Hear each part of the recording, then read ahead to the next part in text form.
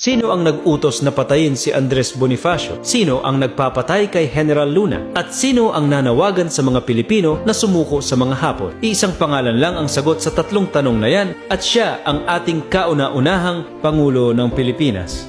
Si Emilio Aguinaldo, unang Pangulo ng Pilipinas. Nagdeklara ng kalayaan noong ika-12 ng Hunyo, 1898. Sa eskwelahan, bayani siya. Ganun ang sinabi sa atin. Pero ang mga hindi sinabi sa atin, iyon ang kwento ngayon. Si Andres Bonifacio, ang Supreme, ang nagtatag ng katipunan, ang apoy ng revolusyon. Pero nang tumaas ang kapangyarihan ni Aguinaldo, kinasuhan niya si Bonifacio ng pagtataksil. Isipin mo yan, ang taong nagtatag ng kilusan. Siya pa ang inakusahan ng pagtataksil sa loob ng kilusang siya mismo ang lumikha. Noong Mayo 10, 1897, sina Andres at Procopio Bonifacio ay pinabaril sa bundok ng Maragondon. Sinabi ni Aguinaldo, pinardona raw niya sila. Pero ang mga general niya ang kumilos para ipatay ang magkapatid. Walang investigasyon, walang naparusahan, at si Aguinaldo naging Pangulo. Susunod, si General Antonio Luna, pinaka-brilliant na general ng unang republika. Siya ang humarang sa mga Amerikano ng paulit-ulit. Habang naglalaban si Luna, ang Pilipinas ay may pag-asa. Pero noong Hunyo 5, 1899, dumating si Luna sa Kabanatuan para makipagkita kay Aguinaldo. Wala si Aguinaldo. Sa halip, naghintay ang mga loyalista. Sinaksak si Luna binaril ng paulit-ulit. Namatay siya sa loob ng palasyo ng Republika. Ang bansang siya mismo ay naglalaban para iligtas. Walang investigasyon, walang naparusahan. At tandaan, sa politika,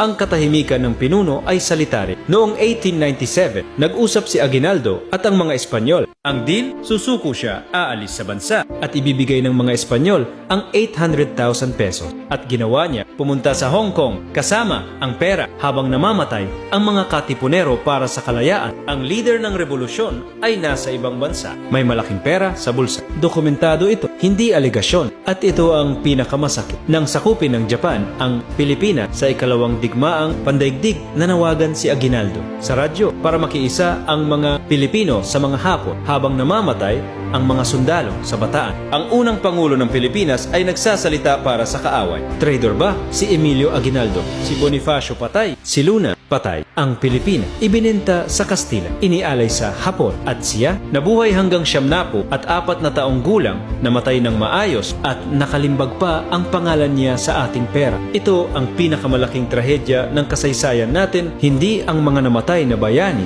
kundi ang mga nabuhay na taksil na naging bayani sa ating mga libro. Iyan ang katotohanan. Ikaw ang humusga. Salamat sa pakikinig.